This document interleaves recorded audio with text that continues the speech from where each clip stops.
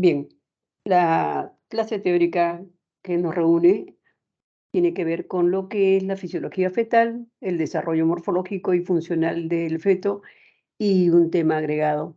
Ahora es lo que corresponde a la evaluación del bienestar fetal. Entonces vamos a ver para compartir.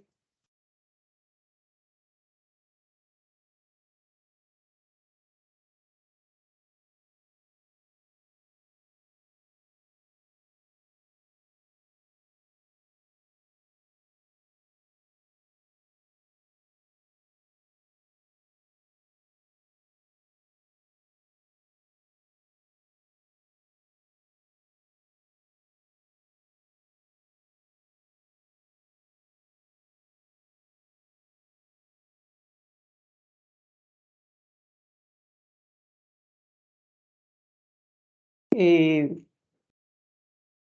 Melissa, tengo no sé por qué está tu imagen aquí. ¿Se ve bien las diapositivas? Fisiología fetal, doctora. ¿Cómo? Se ve fisiología fetal. Ya, correcto. Pero tengo un problema yo aquí con mi imagen, ¿ya? Un momentito. Ya, doctora.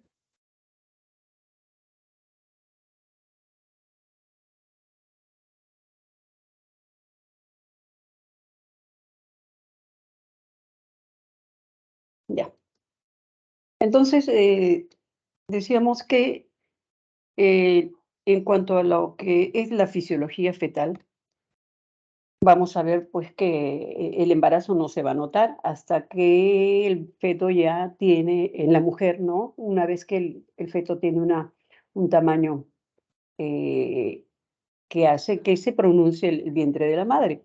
Pero mientras tanto hay unas etapas que son eh, eh, prácticamente desarrolladas dentro del útero, pero con mucha discreción el desarrollo se va formando. Entonces vamos a ver que una vez que el óvulo es fecundado, empieza con la blastogénesis, que ocupa las 2 primeras semanas post-fecundación.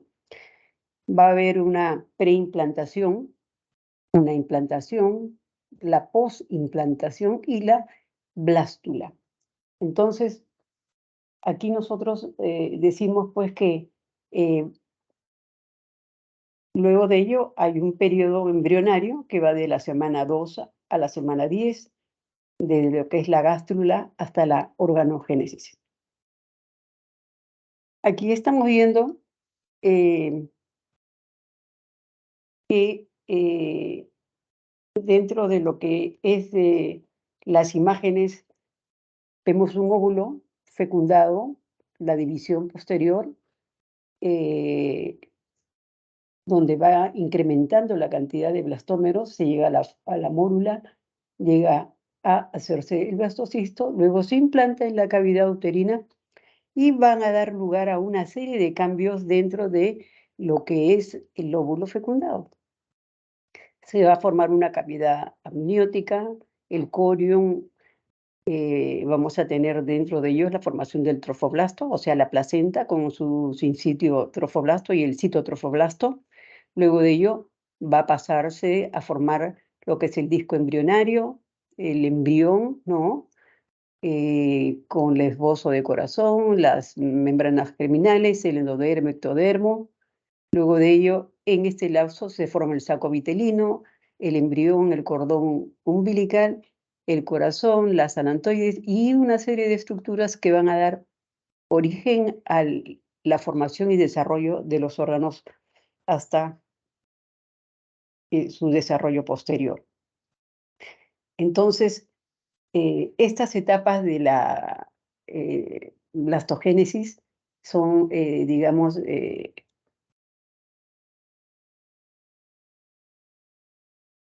una etapa que es bastante difícil por su misma configuración. Decimos que es un periodo de alta vulnerabilidad, ¿no? Ahí es donde en esta etapa se va a producir la mayor cantidad de pérdidas o de abortos. Luego, en el periodo embrionario, ¿no? Que va desde gástrula hasta la organogénesis, también es otra etapa de mucha vulnerabilidad, porque en esta etapa se van a producir las malformaciones. Entonces, etapas muy importantes, ¿no? Muy importantes que van a ser originarias de algunas pérdidas y malformaciones que muchas veces terminan en embarazos truncos, ¿no? Luego viene lo que es el periodo fetal, que va desde la semana 11 al nacimiento, con, digamos, con el consiguiente crecimiento y maduración. Entonces, vamos a decir aquí que el periodo fetal empieza con la organogénesis, que dura hasta el final del tercer mes del embarazo, hasta la semana 11 cumplida. Hasta entonces nosotros hablábamos de embrión y a partir de aquí vamos a hablar de lo que es el feto. Entonces, vemos la organogénesis aquí con las membranas germinativas, el ectodermo, el mesodermo, el endodermo y a lo que va a originar. Por ejemplo, el ectodermo va a dar lugar al sistema nervioso, a la piel, el mesodermo a los músculos, el esqueleto, los riñones, el aparato reproductor. Y el endodermo a las glándulas endocrinas, a los pulmones, sistema digestivo, el hígado. Entonces estamos viendo la importancia de todo estas proyecciones con el tiempo. Entonces, vamos a hablar que conforme vamos viendo el crecimiento del feto, nosotros sabemos que el embarazo de la especie humana tiene una duración de 38 semanas, ¿no? Post-fecundación o 40 semanas contados en términos de meses. Ha ocurrido todo esto tras la fecha de la última regla, ¿no? Y también hay que considerar los tiempos en los cuales transcurre el desarrollo y crecimiento fetal. Decimos que eh, para considerar que un embarazo es a término, decimos que transcurre después de las 37 hasta las 42 semanas, post última regla. Si es menos de 37 semanas, sería un periodo pretérmino. Y si es más de 42 semanas, estamos considerando post-término o post-maduro. Vemos también que durante el embarazo, nosotros, si nos damos cuenta de la lámina, vemos que hay un crecimiento bastante evidente desde lo que es intraútero hasta conforme va haciéndose mayor. Vemos que la población celular del feto se ha multiplicado hasta 42 veces, ¿no? Lo que vendría a ser la imagen que vemos hasta lo que va desarrollándose. Vemos que el adulto ya una vez que en su desarrollo solamente lo hará unas 46 veces. Todo esto representa un aumento hasta de 17.000 veces su diámetro y hasta más de 25 millones de veces su masa. Entonces, estamos viendo aquí consideraciones totalmente evidentes. Cuando el fetito o el embrión en su desarrollo, alguna vez hemos visto pérdidas, el fetito es transparente, pero conforme avance el tiempo va adquiriendo tamaño, longitud y masa, ¿no? Decimos que al inicio del embarazo la placenta y las membranas fetales van a desarrollarse con mayor rapidez que el feto.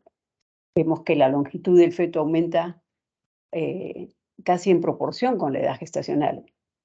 Y después del cuarto mes los órganos del feto son casi idénticos al del recién nacido.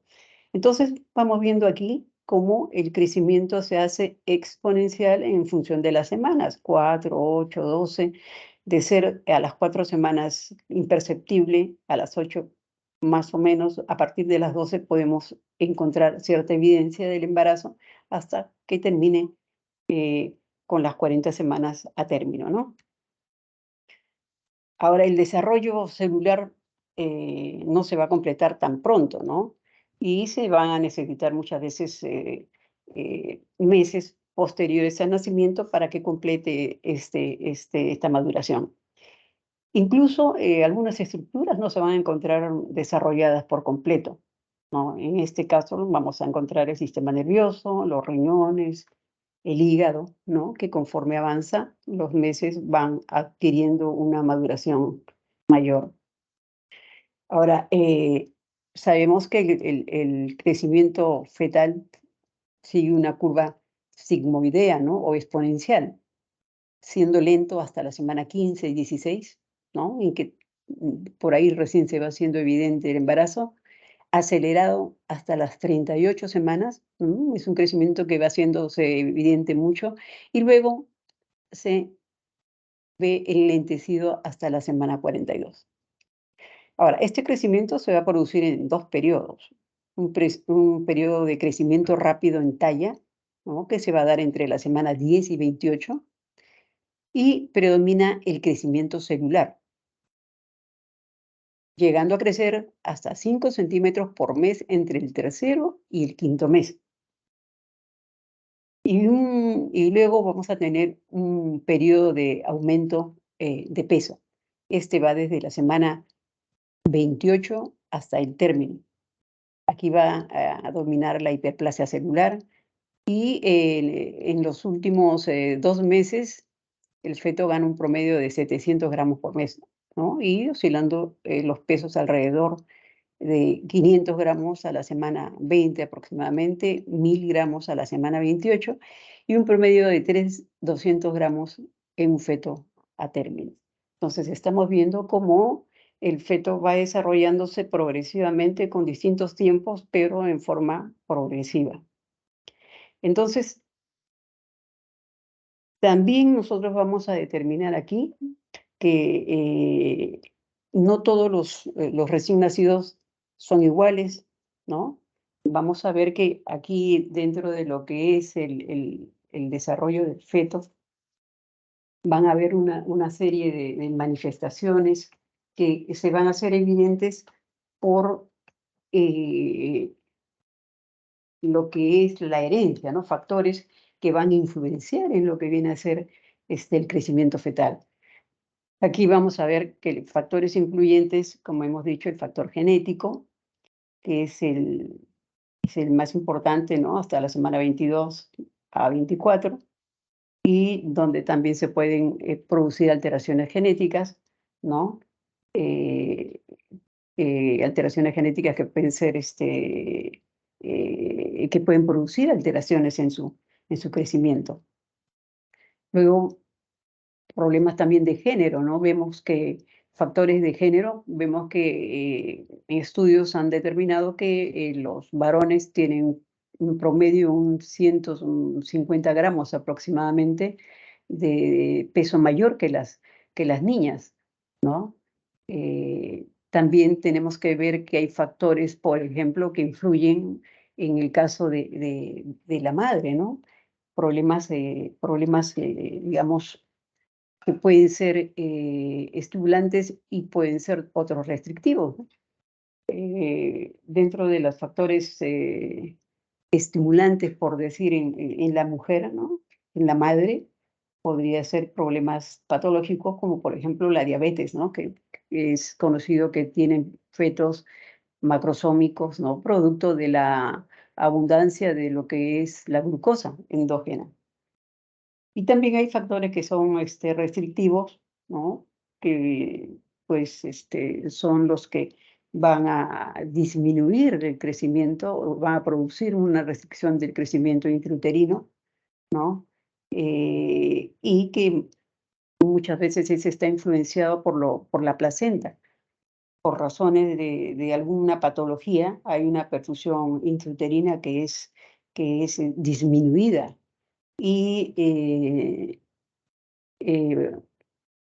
por ejemplo, también en el caso de las pacientes que tienen alguna patología hipertensiva, en la cual la placenta no es muy buena, y va a condicionar alguna disminución en el tamaño fetal. Luego también tenemos problemas en cuanto a lo que es algunos hábitos, ¿no? Algunos hábitos en la mujer, por ejemplo, madre fumadora, ¿no? Y aquella que sigue fumando después de las 32 semanas, se ha estudiado que hay una restricción de crecimiento. Luego, con respecto a la nutrición materna, podemos ver que hay madres que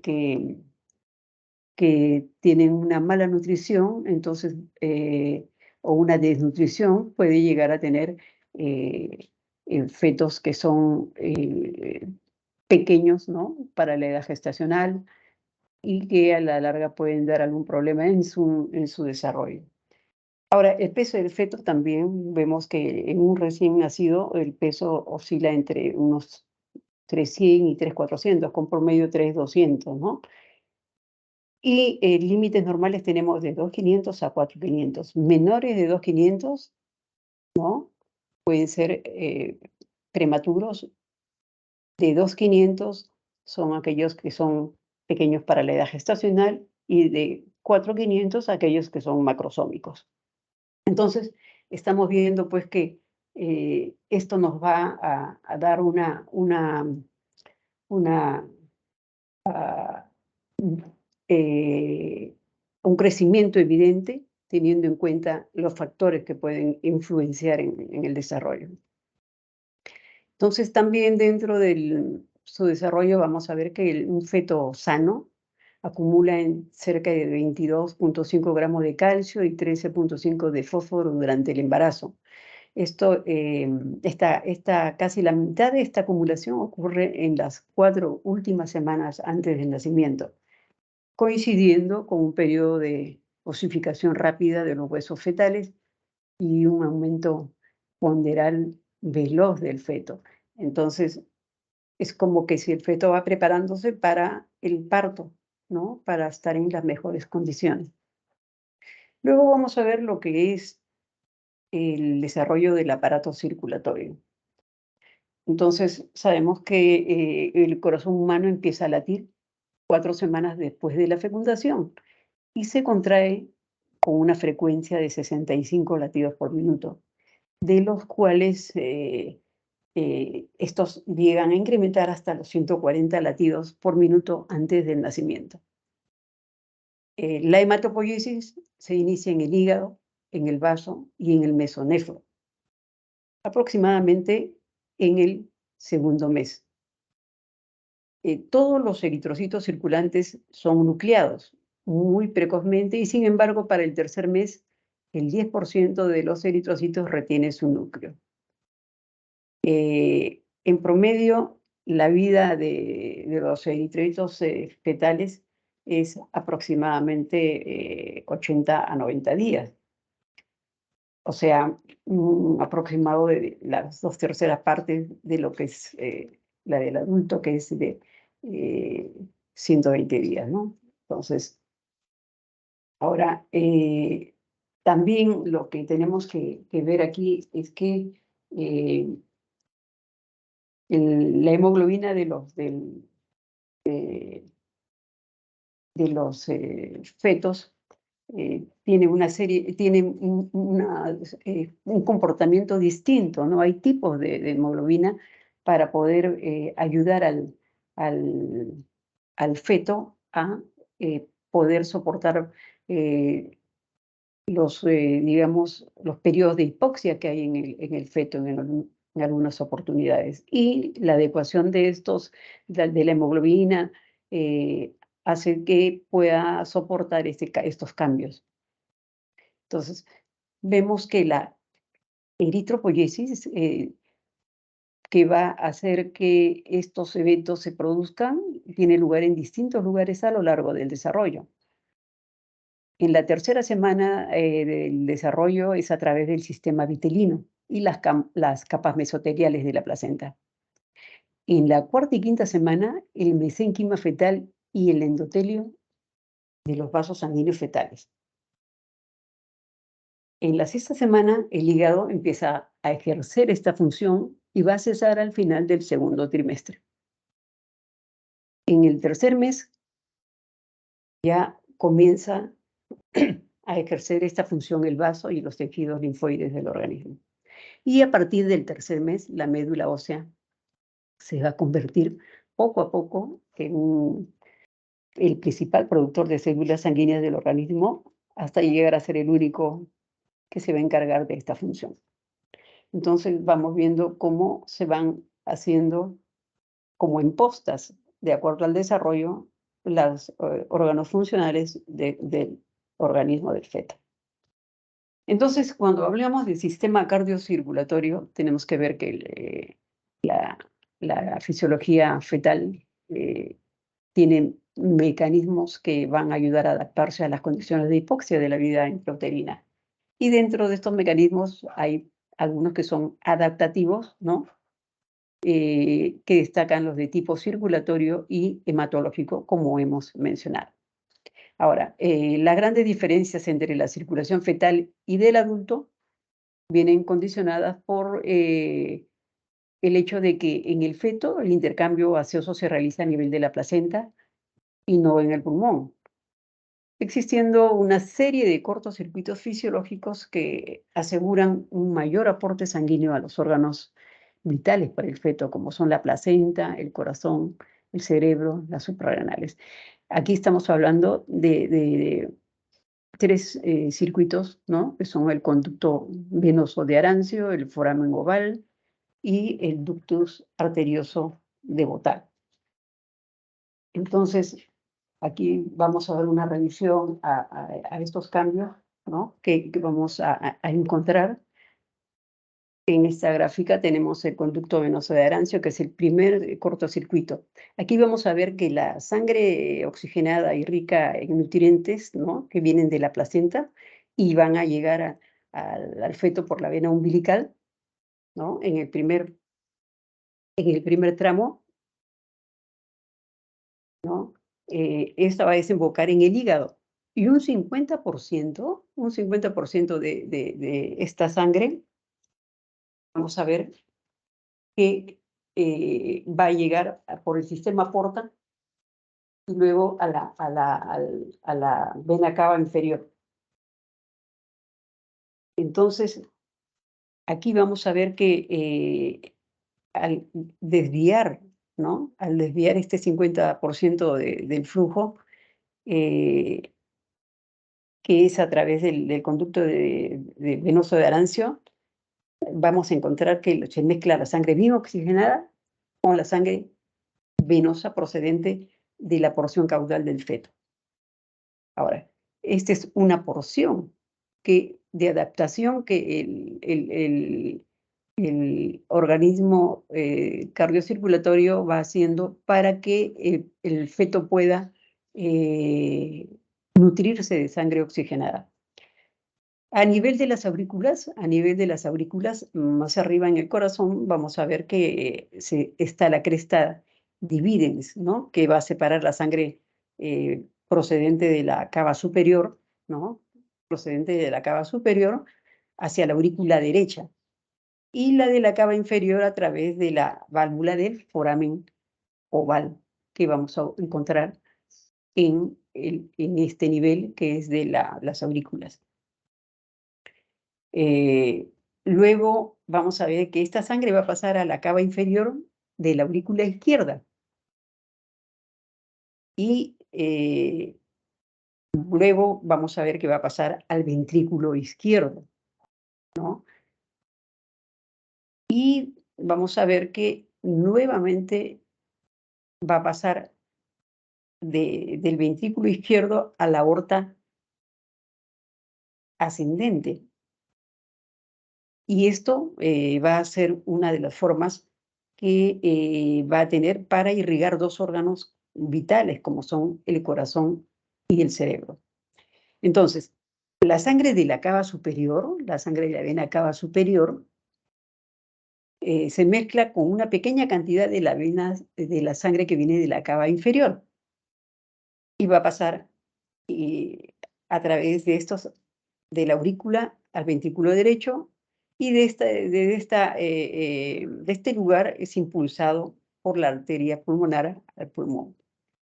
Entonces, aquí se va a desviar el mayor caudal de sangre oxigenada a través del conducto arterioso de Bottal que va hacia la aorta descendente, que este es, digamos, el tercer circuito, ¿no? Que va a hacer posible que la oxigenación a nivel el feto con la sangre procedente de la vena umbilical sea distribuida a través de todo el organismo, ¿no?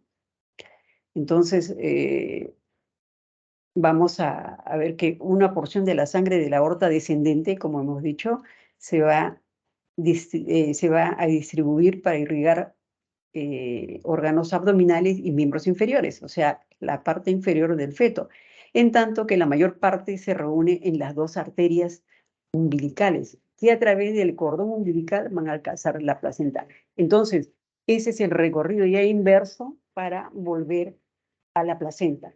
Hemos hablado del inicio de la circulación, ¿no? Que sale de la placenta a través de la arteria umbilical, ¿no? Y se va a hacer todo ese recorrido para volver la sangre a través de lo que es las dos arterias que van a alcanzar la placenta. Entonces, aquí damos cuenta que el cordón umbilical tiene pues una vena con sangre oxigenada y dos arterias con sangre venosa. Entonces, esto es lo que básicamente ayuda al feto a que pueda tener una vitalidad y un crecimiento y un desarrollo adecuado. Aquí decíamos que hay una distribución de la sangre al corazón. El ventrículo derecho recibe un 65% de la sangre que retorna al corazón y la envía hacia la arteria pulmonar. El conducto arterioso Bottal comunica la arteria pulmonar, donde hay mayor presión, con la aorta. Eso es en el ventrículo derecho. Y en el ventrículo izquierdo va a recibir el 35% de la sangre que retorna al corazón con una saturación de 60%. 8% va al miocardio, 63% al cerebro y la porción somática superior, y un 29% a la porción inferior del cuerpo y la placenta. Entonces, todos estos mecanismos son compensadores que van a ayudar a que el feto, como decía, tenga un adecuado desarrollo. Entonces, también el gasto cardíaco fetal, vamos a ver que es algo diferencial. Su volumen minuto alcanza los 220 centímetros kilos por minuto, es decir, unas 3 veces el del adulto. Y esto lo concibe a través del aumento de la frecuencia cardíaca, dado que ellos tienen de 120, o sea, la frecuencia normal está en el rango de 120 a 160 latidos por minuto.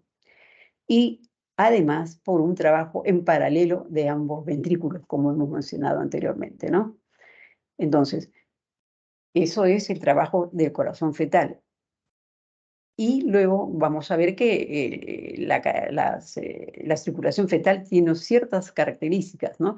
Aquí vamos a ver que el gasto cardíaco destinado al pulmón es solo de un 3 a 7%, en comparación con el 50% en el adulto. Las resistencias periféricas son menores. Y con el avance de la gestación y el aumento del volumen corporal fetal, aumenta el porcentaje de flujo sanguíneo destinado al cuerpo, mientras que va disminuyendo el que es destinado pues, a la placenta. Esto es conforme avanza su desarrollo. Entonces, decimos que hay cambios circulatorios al nacimiento. Vamos a ver que hay una expansión de los pulmones. Y esto es debido al cierre del conducto arterioso. El conducto arterioso y el agujero oval se van a constreñir. Luego, el conducto venoso se va a constreñir más o menos de 10 a 96 horas después del parto y se va a consolidar y cerrar en 2 a 3 semanas. También vemos que las arterias hipogástricas en su porción distal se atrofian y en unas 3 a 4 días para formar lo que es el ligamento umbilical. Entonces, ya hemos dicho que tras el nacimiento se interrumpe la circulación umbilical en el parto junto a la expansión pulmonar, la vasodilatación de su lecho vascular. Hay un cambio de gradientes de presiones que va a provocar el cierre de los cortocircuitos fisiológicos. Y aumenta la tensión de oxígeno que va también a conducir al cierre del conducto arterioso, a la vez que va a dilatar el lecho pulmonar. Entonces, aquí se va a establecer tras el nacimiento una circulación ya como la del adulto. Lo que concierne al aparato respiratorio, vamos a ver que aunque hay movimientos respiratorios en el feto casi desde la quinta, sexta semana, decimos que en el tercer trimestre estos van a disminuir conforme se acerca el momento del parto. Esto va a ser para impedir que los pulmones se llenen de los detritus de líquido amniótico. Sabemos que los detritus de líquido amniótico están formados por células escamosas, por el líquido meconial, ¿no? Que pueden causar algún tipo de incomodidad. Ahora, ¿por dónde se realiza la circulación fetal? Nosotros vemos que toda la respiración fetal es a través mediada por la placenta. Si hay una placenta sana, si hay una placenta que sus vasos están bien distribuidos y están indemnes, va a haber una buena perfusión del oxígeno a través de ella y por ende va a llegar a través de la arteria, a través de la vena umbilical, lo concerniente a los nutrientes. Entonces decimos que 1 gramo de hemoglobina tiene 1,39 mililitros de oxígeno, ¿no? Asumiendo que tenga 14 gramos, 19 mililitros de oxígeno por decilitro nos va a dar, ¿no? Y esto va a ser lo que va a pasar a través del espacio intervelloso. Entonces, también sabemos que las contracciones uterinas, al producirse van a colapsar las arterias espirales y de esta manera va a disminuir el flujo hacia el feto. También hemos mencionado que la hemoglobina fetal aumenta conforme la edad gestacional. A término va a alcanzar un promedio de 18 gramos por decilitro. Entonces, vemos lo importante que es, ¿no?, una buena placenta para el aporte de los nutrientes al feto. También tenemos que ver lo relacionado a la maduración pulmonar. Sabemos que mientras que a partir de la semana 12 todos los órganos y sistemas fetales son ya funcionales, aunque inmaduros, la diferenciación pulmonar es relativamente tardía. Y esto va a acontecer en 3 fases. Una fase pseudoglandular, que va del día 26 28 hasta la semana 17. Una fase de canalización bronquial, que va de la semana 18 a la 24, y una fase alveolar, ¿no?, que se ocupa de la formación de los alvéolos pulmonares, que se inician tardíamente a partir de la semana 24 y va a continuar hasta los 2 años de vida. Entonces, viendo esto, decimos que existen 2 tipos de células alveolares: los neumocitos tipo 1, que son los encargados del intercambio gaseoso, y los neumocitos tipo 2, que son los productores del surfactante, que es un agente tensioactivo que va a disminuir la tensión superficial en la interfase del aire y líquido del alveolo. Esto va a impedir que el colapso de los alvéolos de menor diámetro durante la inspiración, ¿no? Por eso la importancia de que los partos deban tener el tiempo adecuado para el término y, digamos, el tener en cuenta las amenazas de parto pretérmino. Entonces, ¿cómo los vamos a manejar esto? ¿Cómo es el desarrollo funcional del surfactante pulmonar? Decimos que la síntesis ocurre entre las semanas 26 y 27 y va a secretarse a la luz de la alveolar a los 32 semanas. Este surfactante está compuesto, pues, de lecitina o fosfatidilcolina en un 70%, de lípidos neutros, como la fosfodiglicerol en un 8%, y de proteínas en un 6%. Ahora, para que sea funcional, hay ciertos estímulos que aumentan la liberación de los surfactantes. En este caso, Uno de ellos es el estrés fetal crónico, ¿no? Y los glucocorticoides. Sabemos que los corticoides son sustancias estimulantes, ¿no? Y en este caso estimulan la función de los neumocitos tipo 2. ¿De qué manera? Estos van a favorecer la diferenciación y desarrollo alveolar. Va a favorecer la formación de alvéolos de mayor tamaño y de tabiques alveolares más delgados.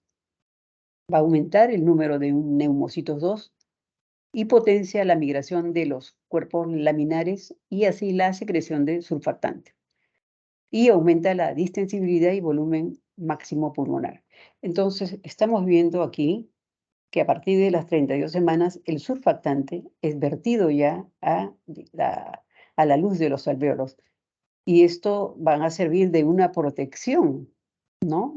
Una protección para favorecer la maduración pulmonar, dado que el feto, cuando es prematuro y sale sin una adecuada preparación, digamos, sin haberlo preparado para que pueda tener una mayor producción de surfactante mediante la aplicación de corticoides, al momento de inspirar puede producir el estallamiento, ¿no? de los alvéolos más pequeños.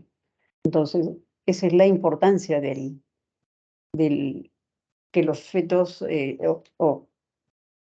cumplan su tiempo en la cavidad uterina y salgan pues en el tiempo que les corresponde, con todos los órganos apropiados y preparados para seguir desarrollándose, en algunos casos, posterior al nacimiento. Luego tenemos el aparato digestivo fetal, ¿no? Que el tubo digestivo, el feto empieza a deglutir líquido amniótico a partir de las 12 semanas, apareciendo también lo que es el peristaltismo intestinal. A la semana 20 ya vamos a encontrar ácido clorhídrico y algunas enzimas digestivas en escasa cantidad. Hay presencia de meconio, que es una pasta verdosa compuesta por pigmentos biliares, ¿no? Y productos de secreción, como son descamación del tubo digestivo y restos deglutidos de líquido amniótico. Esto normalmente se expulsa tras el nacimiento, pero a la semana 20 ya sabemos que hay cierto tipo de componentes dentro de lo que es el aparato digestivo fetal. La función alcanza su madurez a los 2 a 3 meses finales del embarazo. En la fase intermedia de la gestación, el feto ingiere líquido amniótico y excreta meconio por el tubo digestivo. Entonces, vamos viendo cierto intercambio que hay ya o cierto funcionamiento del tubo digestivo. El páncreas va a presentar una discreta función exocrina y de productos de bicarbonato. El hígado, pese a su mayor tamaño, es insuficiente, aunque posee todas sus enzimas, pero en escasa cantidad. Entonces, requiriendo la detoxicación sobre todo de la bilirrubina por parte de la madre. Su función es más hematopoyética, de ahí la tendencia a la ictericia. La producción de bilis es la que va a dar el color al meconio. Entonces, estamos viendo pues que estas funciones del páncreas y del hígado, haciendo unidad, es hecha por la placenta, mientras el feto va creciendo en el interior del útero materno. Vemos ahí el hígado mayor, ¿no? Con sus componentes importantes. Entonces decíamos que la devolución es a las 12 semanas, ¿no? Y lo importante para la cantidad de líquido amniótico, ¿no? Y el intestino de esta manera puede absorber agua, líquido y electrolitos. Va cumpliendo con su función, con la deglución. Luego, el meconio, ¿no? Compuesto de líquido amniótico y célula de descamación y biliverdina. Aquí vemos, ¿no? Post el nacimiento, la expulsión de lo que es el meconio. Luego los riñones. Los riñones forman orina ya en el segundo trimestre. La micción ocurre en la última mitad del embarazo. Su capacidad para regular la composición de líquido extracelular se encuentra poco desarrollada, hasta varios meses después del nacimiento. El desarrollo anómalo o alteraciones graves de su función van a reducir considerablemente la producción de líquido amniótico, ¿no? Entonces, vamos a ver dos situaciones que se pueden presentar. Aquí, en este caso, si hay una pobre función de este riñón, vamos a encontrar que hay baja producción de líquido amniótico. En el otro caso, cuando hay algún problema a raíz, digamos, de alguna área del tubo digestivo, no va a haber devolución, ¿no? No va a haber pasaje y lo que va a hacer es una mayor cantidad de líquido amniótico produciéndose el polihidramio. En el problema digestivo, polihidramio. En el problema renal, lo que es un bajo volumen de, de líquido amniótico. Y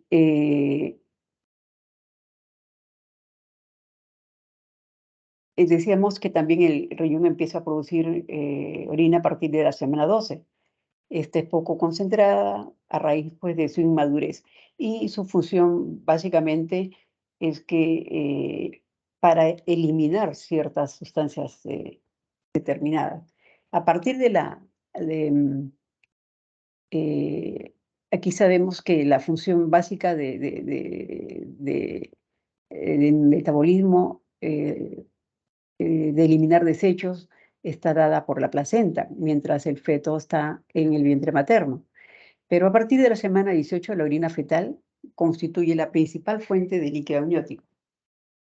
La diuresis de un feto a término oscila alrededor de 400 centímetros cúbicos por día.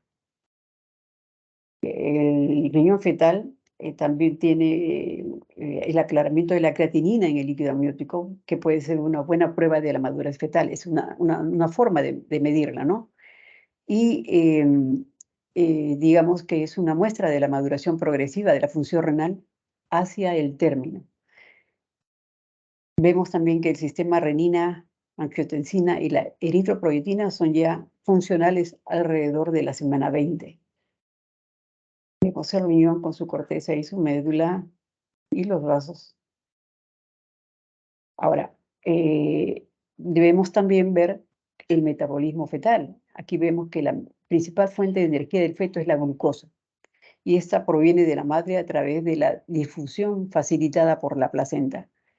Ahora, en condiciones normales, el feto realiza una glucólisis aerobia, recurriendo solo a la vía anaerobia como una fuente terminal de energía en condiciones patológicas de extrema hipoxia. Y el páncreas endocrino fetal es independiente del de la madre.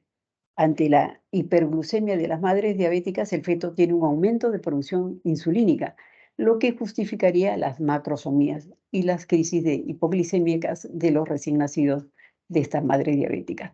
Entonces aquí hay una respuesta, ¿no? A que el páncreas endocrino fetal ya es funcionante. Ahora, la producción del glucagón es, por el contrario, menor. El sistema nervioso fetal. A la semana 8 ya se presenta actividad eléctrica cerebral, pero no madura hasta alrededor de los 13 años tras el nacimiento. A las 10 semanas ya realiza movimientos espontáneos. La mielinización se inicia en el segundo trimestre y se completa tras el nacimiento. Vamos a encontrar inmadurez reflejada por la hipotonía con un predominio flexor. Vamos a ver positividad de los reflejos extrapiramidales, como son Babinski-Moro a la semana 26, sumación de estímulos y de reflejos. Tiene a término bien desarrollado los reflejos de succión y de puntos cardinales. Tiene también desarrolladas las sensaciones de olfato, del gusto, más allá de la semana 12, auditiva a la semana 24-26, de la vista, con reflejo pupilar a la semana 30, orientación a la luz a la semana 35 y hay sensibilidad térmica. Sistema nervioso, se ve cómo va desarrollando el fetito translúcido en las pocas semanas. Luego, otro dato importante que debemos ver también aquí es la piel fetal, ¿no? Otro desarrollo. Este tiene un color rosado, algo más rojiza venosa en las razas negras, pero siendo muy fina inicialmente y transparente hasta las 16 semanas. Luego aparece progresivamente el tejido celular subcutáneo, que va haciéndolo cada vez, digamos, más eh, con un mayor cuerpo, lo que viene a ser la estructura del, del feto. También está cubierta por un lanugo y un unto sebáceo, el vermis caseoso. A las 25 semanas aparece pelo en la cabecita. Se hacen funcionales glándulas sebáceas y hacia término se van a desarrollar cejas, pestañas y uñas. Eso es en lo referente a la maduración a nivel de la piel. Vamos viendo cómo de ser rosada va cambiando hasta tener mayor cantidad de cabellitos, ¿no? Y la piel se hace también un poquito más densa.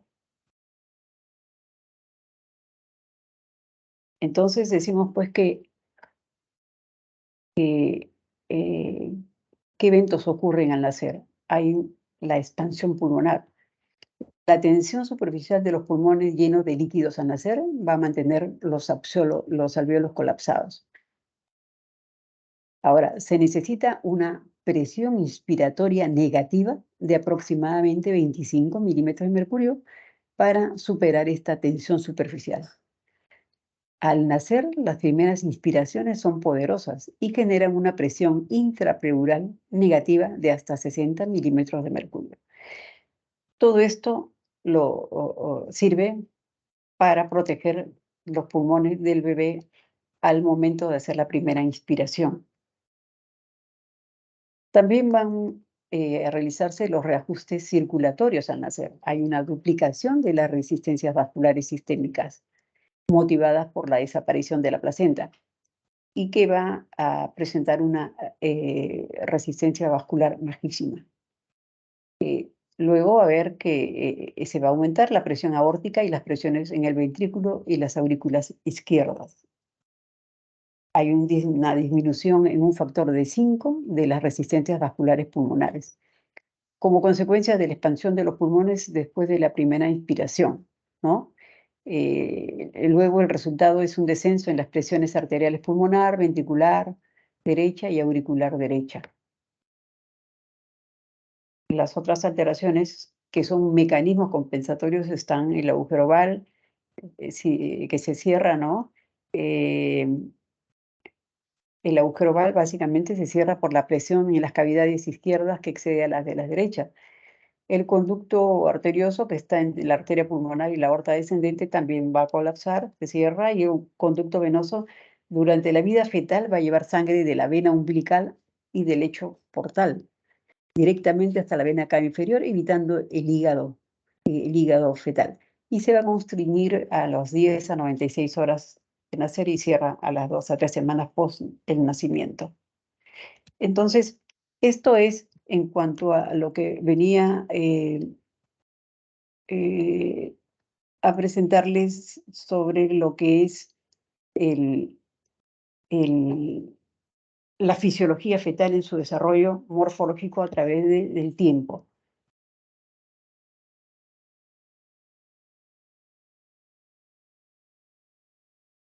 Un momentito, este es un tema agregado el que se ha puesto en este sílabus, así que voy a buscar un ratito un tema. Está bien, doctora. Un momentito, por favor.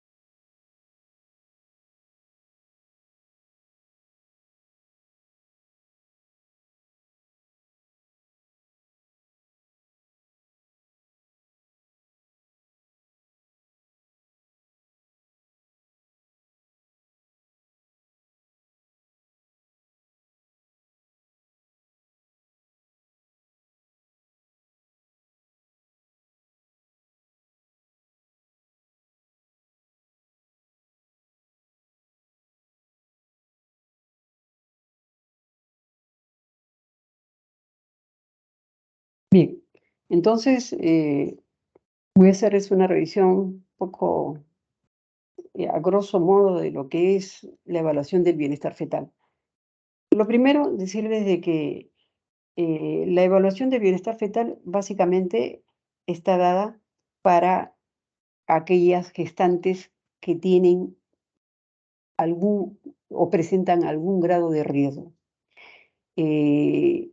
Va a identificar a los bebés en peligro que se pueden encontrar en peligro dentro del útero, ¿no? Entonces, eh, voy a pedir yo una prueba de bienestar en aquellas pacientes en las cuales, eh, habiendo cumplido, por decir, su tiempo, podrían tener algún tipo de problema. Entonces decimos que las pruebas para el control de bienestar fetal son aquellas que tratan de conseguir a través de una valoración del feto de forma sistemática la identificación de aquellos en que están en peligro dentro del útero materno, para así tomar medidas apropiadas y prevenir un daño irreversible. Es, en otras palabras, lo mismo que les he mencionado. Identificar, ¿no? En aquellas pacientes que no están, habiendo en términos generales, que no están en trabajo de parto, ¿no? Eh, y que podrían tener algún factor de riesgo. Entonces, Disculpe, doctor, sí. no se está viendo diapositivas, solamente se ve los archivos, pero no la diapositiva de- Momento, entonces, momentito.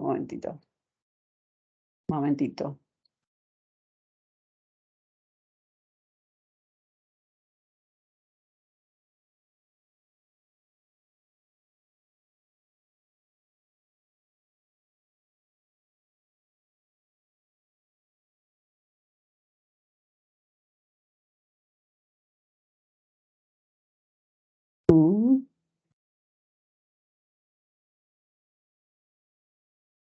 Ahora, Sí, ya se ven, doctora. ya, un momentito. Un ratito, porque aquí se me ha filtrado, Melissa, tu, digamos, la imagen tuya con una serie de cositas ahí que no la puedo sacar, pero un momentito, vamos a ver si lo saco ya.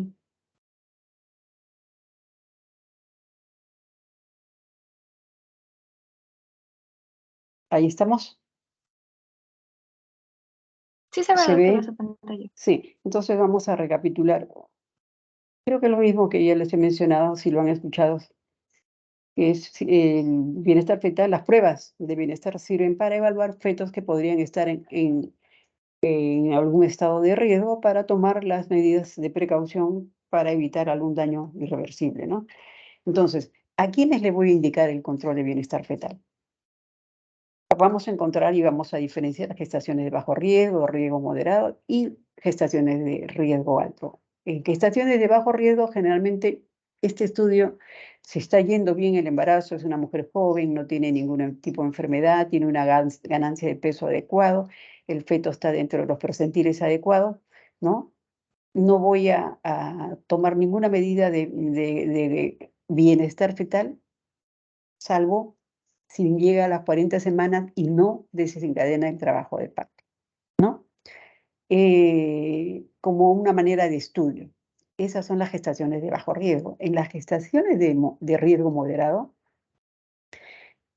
que son aquellas, por decir, embarazos gemelares que no están complicados, pacientes con una hipertensión inducida por el embarazo, las diabetes gestacionales, alguna enfermedad materna, pero que están bien controladas. El momento de iniciar estas pruebas es entre las 32 y las 34 semanas. ¿Por qué razón? Porque a partir de las 32 semanas y 34 semanas vamos a ver que el feto va a tener un crecimiento mayor y va a requerir, digamos, un control, dado que la madre puede tener algún problema, como por ejemplo la hipertensión, que puede afectar la placenta. Entonces, ahí yo podría utilizar algún tipo de pruebas de bienestar fetal y debo utilizarlas en estas fechas. En gestaciones de alto riesgo, aquellas como, por ejemplo, una preeclampsia precoz, ¿no? Que en el desarrollo del embarazo, el, el, los RCU, ¿no? Retardados, ¿no? Precoz, la gestación gemelar monocorial, aquella gestación que comparten una sola placenta, dos fetos, pueden haber problemas ahí de perfusión mayor a uno de ellos, ¿no? Que uno puede ser dador y el otro el el el que el que recibe la perfusión mayor, ¿no?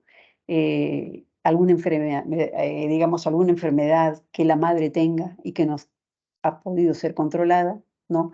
Entonces, en estas pacientes sí debemos tener un mayor control y estas deben darse, pues, en la semana 26 a 28 aproximadamente, dada la severidad de los daños que podían ser, ocasionados en los recién nacidos. ¿De qué métodos, voy a valerme yo para controlar, el bienestar fetal? Los más utilizados en la actualidad y los únicos que han demostrado su eficacia son los métodos biofísicos, y voy a enumerarlos a continuación.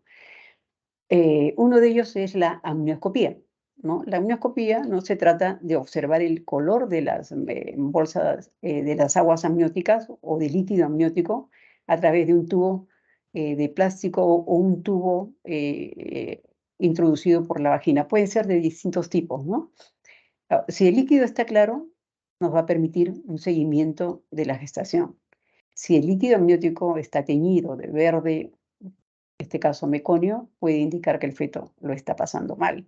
Otra de las cosas también puede ser que el líquido sea rojo, ¿no? Esto está indicando que podría haber algún problema a través de la placenta.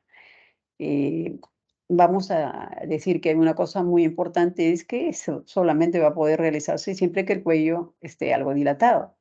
Hay amnioscopios de distinto calibre más pequeño, ¿no? 1 centímetro, hasta a más, que nos van a hacer posible visualizar el líquido amniótico para ver si continúa o no el trabajo de parto. Aquí están los tipos de amnioscopios. Eh, si vemos este tipo de aquí, es cómo debemos introducir el amnioscopio a través de lo que es un espéculo. Se Si ustedes ven el de arriba, se ha sacado el émbolo. El émbolo es redondito, redondito para evitar dañar, ¿no? Alguna de las estructuras, eh, del cérvix o del cuero cabelludo del feto. Aquí hay otro, digamos, eh, amnioscopio con fuente de luz. Esto tiene una fuente de luz en el cual podemos visualizarlo a través de él, ¿no?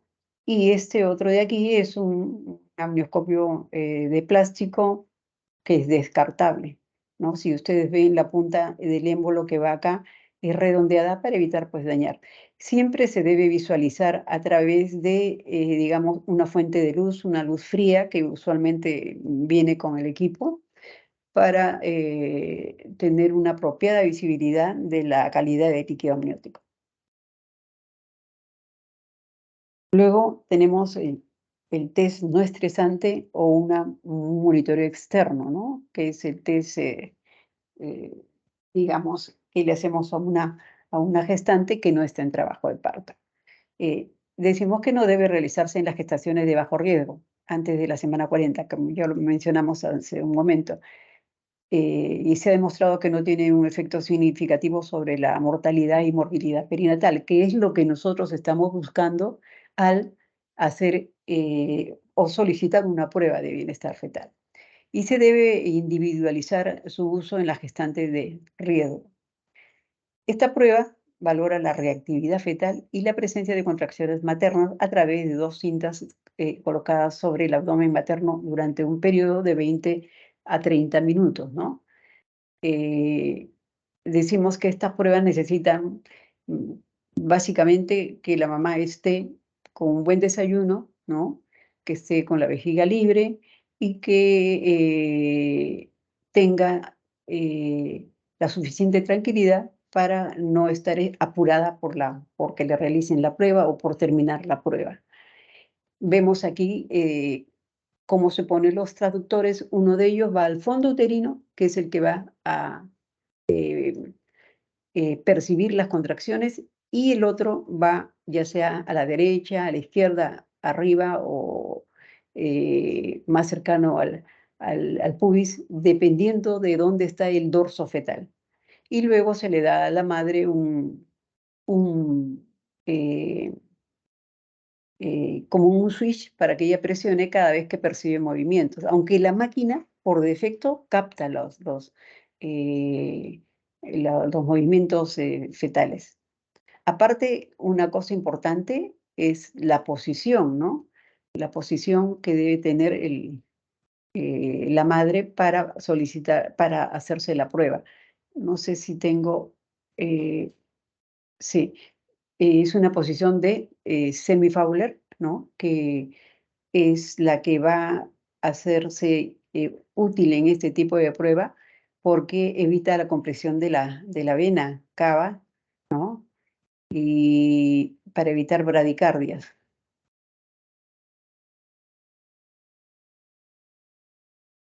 Ahora, ¿qué es lo que voy a medir yo aquí? Yo voy a medir aquí lo que son la respuesta a este trazado. Y la respuesta a este trazado va a estar dada básicamente por un tipo de patrón que voy a buscar eh, en la respuesta de la prueba, ¿no? Entonces, dice, si el patrón, ¿no?, fetal es reactivo, quiere decir que presenta, ¿no?, 2 aceleraciones de 15 latidos, 15 latidos por minuto. Esto nos va a indicar que tiene un bienestar fetal adecuado, ¿no? Y esta prueba la vamos a repetir de un patrón, digamos, en un tiempo de 3 a 7 días, dependiendo en qué tiempo de la semana está.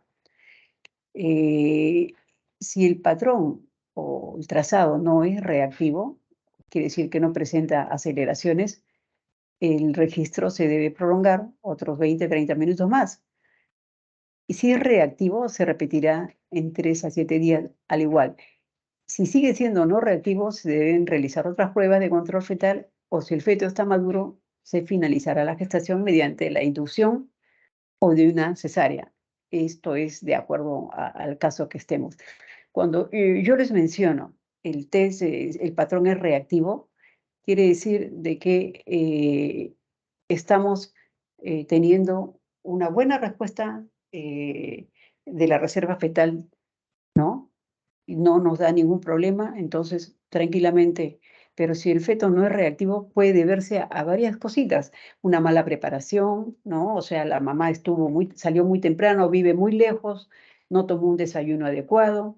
Al momento de hacer la prueba han pasado 3 horas y no ha tomado desayuno, entonces la mamá está hipoglicémica, ese bebito tampoco se mueve, ¿no? Entonces, allí hay que tomar ciertas medidas. Puede ser, dependiendo de los centros donde vaya o la institución donde esté, puede ser que le puedan dar alguna sustancia azucarada, ¿no? Esperar un rato. Luego puede ser, si la mamá, digamos, no ha descansado bien, también puede ser un problema para la realización de la prueba. Si en caso, eh, por allí hay algún problema en la madre, se le subió la presión, etcétera, etcétera. Pero eh, lo que sí es tratar de darle algo azucarado, ya sea también puede ser una sustancia que tome, puede ser un dulce, puede ser azúcar, simplemente azúcar debajo de la lengua, puede ser un suero glucosado, etcétera. Pero para eso se le dan las indicaciones para evitar que un patrón sea no reactivo o se prolongue mucho más el tiempo. Ahora, si el patrón es anormal o está patológico, quiere decir que presenta o taquicardia o bradicardia, ¿no? En la frecuencia o presenta desaceleraciones, vamos a tener que hacer otras pruebas. o vamos a tener que finalizar la gestación mediante la inducción del parto o de la cesárea. Va a depender qué tipo de paciente es la que estoy atendiendo, ¿no? Y por eso se dice que sea a término cuando uno pide las pruebas de bienestar, salvo que la madre tenga algún problema, que como ya hemos mencionado, tiene que tener, digamos, unos cuidados mucho más temprano, ¿no? Que los 40 semanas. Esto es lo que vamos a ver nosotros en el trazado. Una parte, una línea superior, una gráfica superior donde está la frecuencia cardíaca y una gráfica en la parte inferior, ¿no? Esta vendría a ser lo que es la parte superior, lo que es la frecuencia cardíaca. Ustedes van a ver como si fuera lo que muestran, digamos, a veces en los temblores, ¿no? Cuando se produce un sismo, como pone la gráfica, bueno, algo por el estilo, pero la gráfica del papel está hecha, digamos, con las frecuencias cardíacas en las cuales se va a mover el feto. Aquí lo normal es que esté oscilando entre los 140, ¿no? Eh, y para poder medir nosotros cuál es el rango de la frecuencia, tenemos que trazar una línea horizontal en los puntos de mayor intersección. Esos puntos de mayor intersección son los que nos van a decir si tiene 140, 136, qué sé yo, en el rango de lo que es normal. Este es un test que es normal. En la parte inferior vamos a ver unas líneas que casi está horizontal, ¿no? Con unas pequeñas especulaciones así chiquititas. Eso es el tono del útero, que no hay contracción, ¿no? No hay dinámica uterina, es un test no estresante, que está bien, tiene buena reactividad a los movimientos. Si ustedes ven en la parte media, o en la parte superior del trazado de la gráfica inferior, vemos unos como puntos de lo que sería un código de barras, ¿no?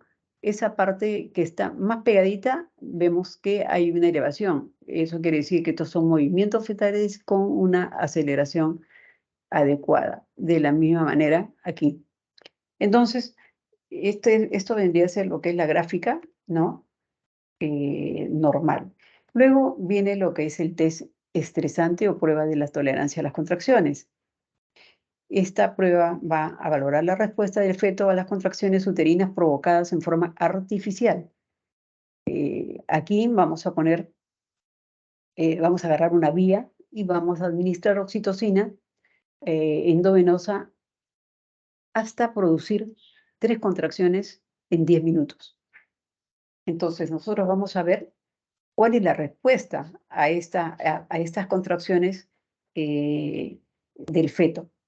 Aquí estamos sometiendo al feto en una situación de estrés para que responda, ¿no? Y esta respuesta está medida por la placenta. La placenta, si no es una buena conductora, nos va a dar una mala respuesta.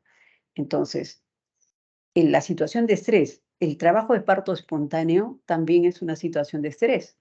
Entonces, para eso sirven las monitorizaciones intraparto. Aquí vemos a la paciente en una posición de semi-Fowler, ¿no? Que es una posición de 45 grados, ¿no? Para evitar la compresión eh, eh, de la cava. Y muchas veces nos da lo que es las bradicardias condicionadas por una mala posición. Entonces, en situaciones como esa, por ejemplo, este es un trazado, un test estresante, donde estamos viendo las caídas de la frecuencia cardíaca, ¿no? Con una recuperación lenta. Esto es la presencia de dips, ¿no? En contracciones, este es un test patológico, por ejemplo, ¿no? En este test que estamos viendo aquí. Este es un test estresante que nos está diciendo de que hay algún problema aquí que está condicionado. ¿Y cuál es lo más frecuente? Es que en estos casos de dips variables, porque son, uno, hay la contracción y luego hay una caída post el acné de la contracción. Y luego hay otro que da casi coincidiendo con las contracciones. Entonces son dips variables que muchas veces nos está hablando de una baja reserva fetoplacentaria.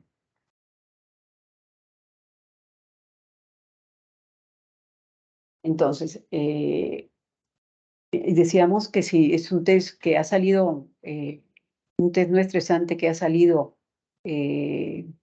con un mal patrón, ¿no? O lo notamos anormal, pido un test estresante, pero siempre y cuando que la paciente esté a término, ¿no? Porque si vamos a hacer un test en un prematuro porque me salió mal, entonces no es el adecuado. Hay que tener un criterio para poder realizar este tipo de prueba. Ahora, hicimos la prueba y si este test estresante es negativo, quiere decir que no hay ninguna desaceleración tardía y a pesar de que hay contracciones, esta prueba se va a repetir en 7 días. ¿En qué pacientes, para que no haya error, en qué pacientes tengo que hacer esto? Probablemente en pacientes que tengan algún problema de hipertensión, que se esté acercado a término, en alguna pacientita que tenga problemas, una madre diabética, ¿no? Que está queriendo ver cómo está su desarrollo, ¿no?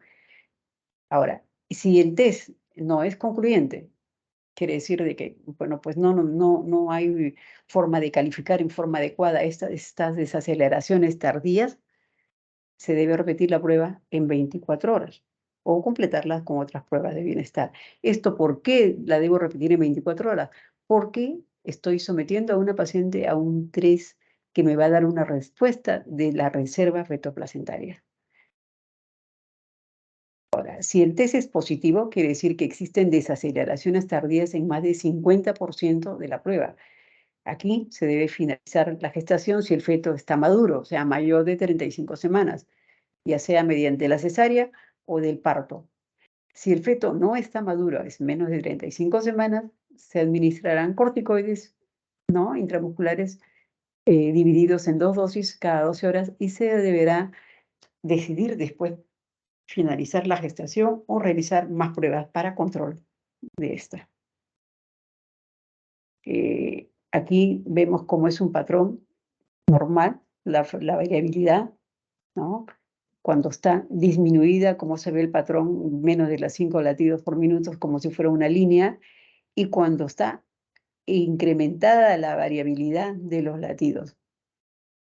Entonces, esto es lo que se ve generalmente en los patrones, ¿no? Ahora, la máquina se mueve a una velocidad que tiene que ir de acuerdo a cómo está el papel. En nuestro medio, la máquina está preparada para que camine 1 centímetro, que es en esas rayas verticales más acentuadas que hay en el trazado, ¿no? Dice que camine 1 centímetro, ¿no? 1 centímetro por minuto. De tal manera que la gráfica no me va a ser tan grande. En otros medios, en Estados Unidos, por ejemplo, se hacen 3 centímetros en 1 minuto. Entonces, es un trazado bastante largo, pero con el trazado en 1 centímetro por minuto se logra tener una buena visibilidad de la variabilidad fetal. Luego tenemos el perfil biofísico, ¿no?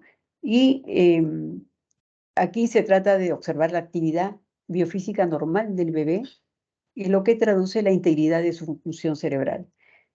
Este perfil solo se debe realizar en gestaciones de riesgo, una vez alcanzada la viabilidad del feto y en función de la patología materna o fetal que pueda existir, ¿no? Siempre se van a tener que hacer de acuerdo al factor riesgo, ya sea materno o fetal. Esta prueba de control del bienestar fetal se compone de una ecografía, donde se van a valorar los movimientos corporales del feto, el tono fetal, los movimientos respiratorios y el volumen de líquido amniótico, y de una monitorización externa que estudia la frecuencia cardíaca. Por lo tanto, son 5 las variables que vamos a revisar.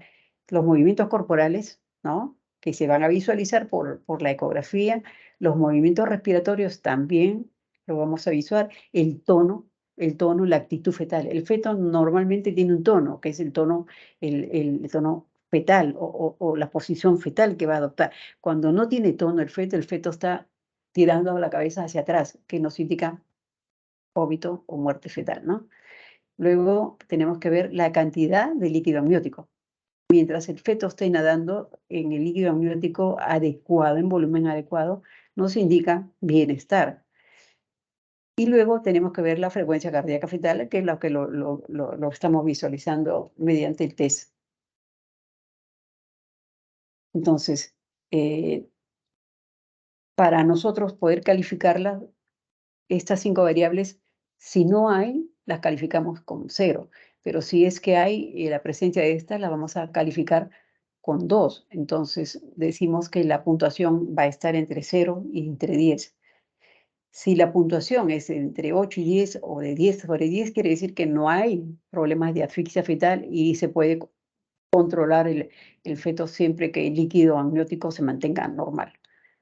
Ahora, si la puntuación es de 6 en 10, se debe valorar la cantidad de líquido amniótico y la edad gestacional para finalizar la gestación o seguir controlando el embarazo. Si el líquido amniótico se sigue reduciendo, quiere decir consumo o quiere decir baja producción. Entonces, algo está ocurriendo ahí. En esta situación, si el feto está ya a término, es mejor sacarlo, mejor está afuera que adentro. Pueden ocurrir muertes súbitas o la presencia de óbitos ahí, ¿no? Luego, si la puntuación es menor de 6, indica que puede existir asfixia fetal y se debe vigilar el feto de una forma mucho más estricta o finalizar la gestación. Hay que tener en cuenta si son 32 semanas, que tiene que ser previa maduración pulmonar con los corticoides. Entonces, todo esto debemos hacerlo siempre con una buena, digamos, con un buen seguimiento de las pruebas. Luego viene el perfil biofísico modificado. Aquí básicamente son dos variables, la cantidad de líquido amniótico y el test no estresante. El líquido amniótico es un marcador a largo plazo de la función placentaria. El test no estresante es un marcador a corto plazo del estado fetal. Entonces, el resultado es normal si el test no estresante presenta un patrón reactivo y el líquido amniótico es mayor que 5. Si es anormal, si el test no estresante no es reactivo y o el líquido amniótico es menor de 5. Entonces, son formas de medición. Luego viene el recuento de los movimientos fetales. Esta es una medida indirecta de la integridad y función del sistema nervioso fetal. Aquí la gestante va a participar, digamos, de una forma directa del control. Va a contar los movimientos de su bebé a lo largo del día. El momento adecuado para comenzar es entre las 26 y 32 semanas. En estas situaciones se les da indicaciones a la madre siempre que acude a su control prenatal cuando el bebé ya está, digamos, con mayor tiempo. Y no hay un acuerdo consensuado en cuanto al número de movimientos percibidos. Se podría aceptar que si se perciben 3 movimientos fetales en 2 horas consecutivas, debería hacerse un test no estresante o un perfil biofísico. Aquí hay que tener en cuenta de que si nosotros le damos el control de monitoreo, es para que la mamá tenga ella conciencia de que debe percibir a su bebé. Si un bebé duerme más de lo debido, quiere decir que algo está pasando.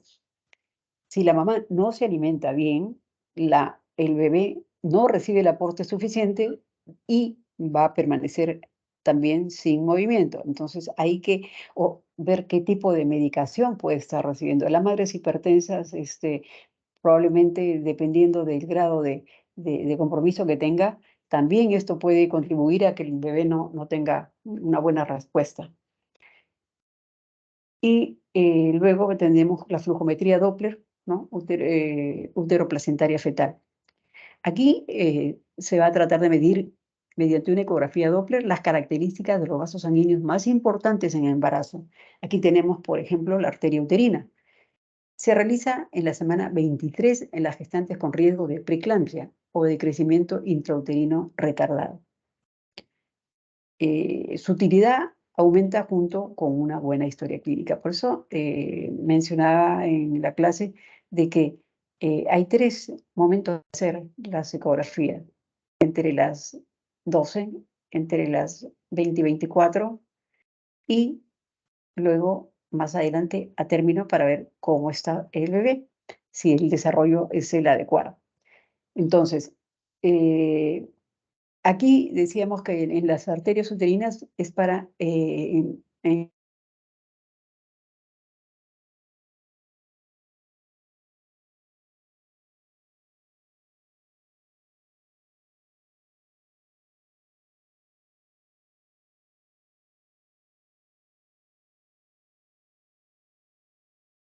entonces aquí decimos, tenemos que verificar que haya.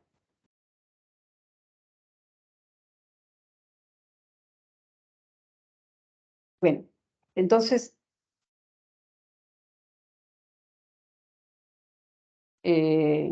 parece que se está, ¿me escuchan? Sí, doctora, por un momento se salió la presentación, pero ya se estaba viendo de nuevo.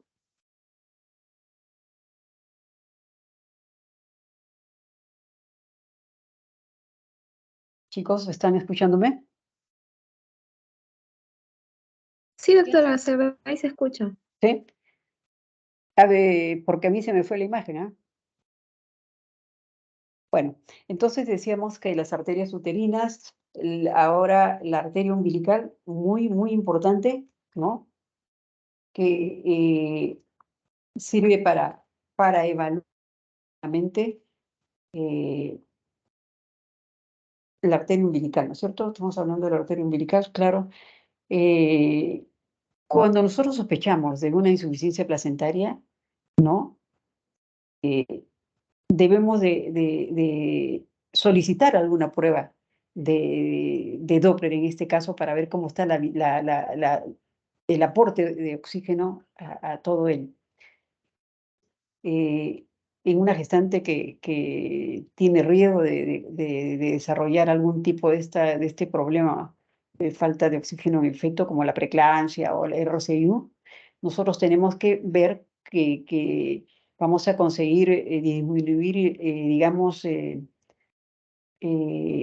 la tasa de problemas con estas pacientes si es que no se le hace alguna prueba determinante del descarte de alguna patología. Y luego tenemos la arteria cerebral media, ¿no? En los casos en los que ocurre que el bebé está ya sufriendo de una hipoxia prolongada y se pone aquí dentro de lo que es la redistribución del oxígeno circulatoria, ¿no? Y que esto lo hace el organismo cuando el feto está pues en riesgo, con el objeto de que llegue sangre a los órganos vitales, como en este caso es el cerebro. Entonces, aquí estamos viendo, ¿no? Lo que se vería en lo que es una Doppler, ¿no? El flujo venoso y el flujo arterial. Y en la parte inferior vemos una sístole adecuada y una diástole, ¿no? Cuando hay alteraciones en la diástole, podemos decir de que podría estar traduciendo en alguna patología. Luego, ya para terminar, vamos a tener como conclusión que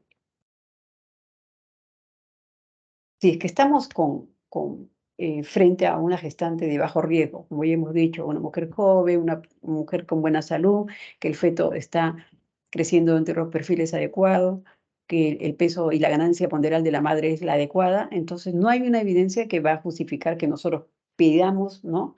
Una prueba de bienestar fetal, sea cual sea, ¿no? Pero a pesar de ello, se puede hacer un recuento de los movimientos fetales a partir por parte de la madre y realizar un test no estresante a partir de la semana 40. Y en las gestantes que verdaderamente tienen riesgo, digamos que si el proceso no afecta en forma crónica el desarrollo o la función placentaria, se debe realizar un estudio cardiotocográfico y un perfil biofísico.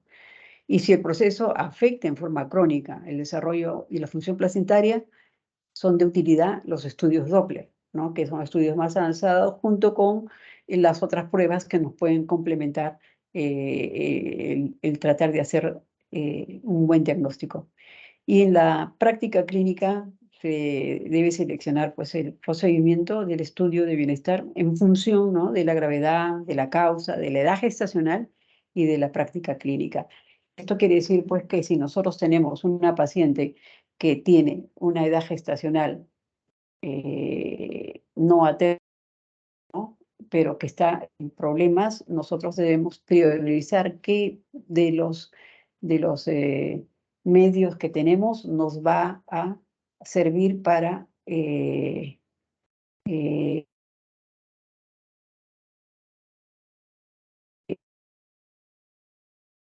tener un buen pronóstico y en realidad ayudarlo a que tenga un buen desarrollo, mejor de ser necesario, ¿no?, que estando en un ambiente hostil, si es que la placenta es suficientemente buena como para nutrir y darle todo aquello que aporte para su desarrollo final. Bueno, esto es en términos generales lo que hay en relación a las pruebas de bienestar fetal. Muy bien, jóvenes, dicho esto, espero que haya sido entendible, ¿no? Hemos tomado bastante tiempo, más que todo por lo extenso de los temas. En otras palabras, vamos a dar por terminada esta práctica, esta teoría,